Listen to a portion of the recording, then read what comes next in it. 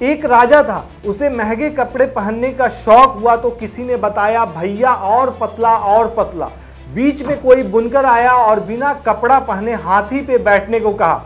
राजा घूमने निकला तो उसे लोगों ने देख कर कहा कितना बढ़िया कितना बढ़िया। राजा नंगा घूम रहा है, उसे पता ही नहीं चल रहा है कि मैं नंगा हूं। नीतीश कुमार की हूबहू वही हालत है।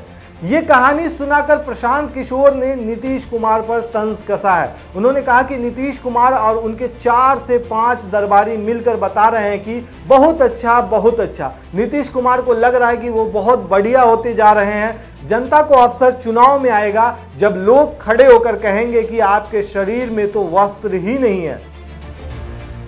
दरअसल बिहार विधानसभा चुनाव 2025 से पहले जाने माने चुनावी रणनीतिकार और जन सुराज के संयोजक ने जो सियासी दांव चला है उसे लेकर सियासी गलियारों में तरह तरह के क्यास लगाए जा रहे हैं। ऐसा कहा जा रहा है कि पीके यानी प्रशांत किशोर का यह दांव बड़ा खेल कर सकता है और वो सीएम नीतीश कुमार के नेतृत्व वाली जेडीयू और पूर्व सीएम लालू प्रसाद यादव की आरजेडी की लुटिया डुबो सकते हैं। माना तो ये भी जा रहा है कि पीके ने चुनाव के लिए जो फार्मूला इजाद किया है वो जेडीयू और आरजेडी की दिक्कत तो बढ़ाएगा ही, लेकिन बीजेपी के लिए राह आसान कर देगा। तो सवाल उठता है कि क्या बीजेपी जेडीयू को किनारे लगा देगी? वहीं पीके ने सीएम नीतीश कुमार के राजनीतिक करियर की एक्सपायरी डेट भी बता दी है। उन्होंने कहा कि मैं बिहार के लोगों को बता दूं कि नीतीश कुमार की राजनीति का अंतिम दौर चल रहा है, जितना हो सके 4 से 5 महीना खींच लेने दीजिए। प्रशांत किशोर ने लोकसभा चुनाव से पहले बीजेपी के लिए ज्यादा सीटों का अपना प्रिडिक्शन भी किया था। तो ऐसे में सवाल यह है कि क्या पीके बीजेपी के करीब होंगे और बीजेपी नीतीश कुमार को साइड कर देगी? चलिए समझते हैं पूरी कहानी। दरअसल बिहार असेंबली चुनाव नजदीक है और बिहार का सियासी पारा हाई है। तो ऐसे में बिहार में क्या कुछ हो सकता है? दरअसल मूल रूप से बिहार से नाता रखने वाले पीके डीएम यानी दलित और मुस्लिम के साथ ईबीसी आर्थिक तौर पर पिछड़े महापिछड़े पर ध्यान दे रहे हैं। वही सियासी गलियारों में चर्चा है कि पीके बिहार विधानसभा चुनाव में 75 मुसलमानों को भी मौका दे सकते हैं, जबकि इतनी ही ईबीसी को भी मौका मिलेगा।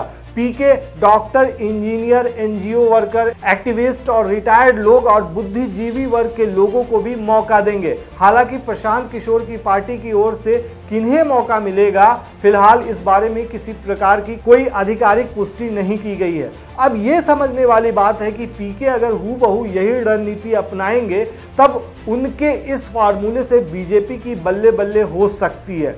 बिहार में बीजेपी को मोटे तौर पर सवर्ण वोट मिलता है, जबकि उसे नीतीश कुमार, चिराग पासवान और जीतन राम मांझी का सहारा लेना पड़ता है। एक्सपर्ट्स का मानना है कि पीके के 150 सीटों पर डीएम यानी कि दलित, मुस्लिम और ईबीसी दांव से बीजेपी को गिरी से गिरी हालत में 30 से 40 सीटों पर राहत मिल सकती है। यह भी रोचक है कि पीके वोटर्स से धर्म और जात से ऊपर उठकर वोट डालने को कहते हैं, पर वे प्रत्याशी के मामले में खुद यह फंडा अपना सकते हैं। वहीं दूसरी तरफ झारखंड विधानसभा चुनाव में नीतीश कुमार बीजेपी की टेंशन बढ़ा सकते हैं। चुनाव से पहले भारतीय जनता मोर्चा और जेडीयू नेताओं की मुलाकात हुई है। दरअसल भारतीय जनता मोर्चा के नेता और विधायक सरयू राय की पार्टी झारखंड विधानसभा चुनाव में जेडीयू के साथ मिलकर लड़ने की तैयारी कर रही है। जी हां, इसको लेकर दोनों पार्टियों के बीच सहमति भी बन गई है। ये जानकारी सरयू राय ने खुद सोशल मीडिया पर दी है। झारखंड में इसी साल के अंत में विधानसभा चुनाव होने वाले हैं। सरयू राय ने इससे पहले सीएम हेमंत सोरेन और उसकी पत्नी कल्पना सोरेन से भी मुलाकात की थी। आपको बता दें कि सरयू राय पहले बीजेपी में थे, लेकिन 2019 विधानसभा चुनाव से पहले उन्होंने पार्टी छोड़ दी थी। जेडीयू अभी बीजेपी के नेतृत्व वाली एनडीए का हिस्सा है। ऐसे में झारखंड के सियासी गलियारों में कई तरह के सवाल उठ रहे हैं। पहला सवाल यह है कि क्या नीतीश कुमार बीजेपी के साथ अपना गठबंधन तोड़कर झारखंड में विधानसभा चुनाव सरयू राय के भारतीय जनता मोर्चा के साथ मिलकर लड़ेंगे, या फिर बीजेपी, जेडीयू, बीजेएम मिलकर झारखंड विधानसभा का चुनाव लड़ेगी। हालांकि ये भी होना इतना आसान नहीं है, क्योंकि सरयू राय ने बीजेपी से बगावत कर तत्कालीन मुख्यमंत्री रघुवर दास के खिलाफ चुनाव लड़ा था। तो ऐसे में या तो बीजेपी या फिर खुद नीतीश कुमार एक दूसरे का साथ छोड़ सकते हैं। जिस तरीके से लोकसभा चुनाव 2024 में नीतीश कुमार एक अहम कड़ी बनकर उभरे हैं और उन्होंने इस चुनाव में 12 सीटें लेकर जो है एक अहम किरदार अदा किया है बीजेपी को सत्ता बनाने में। जिस तरीके से देखा जाए तो बीजेपी को 240 सीटें इस बार लोकसभा चुनाव में आई थी और जादुई आंकड़ा जो सरकार बनाने के लिए है वो 272 का था।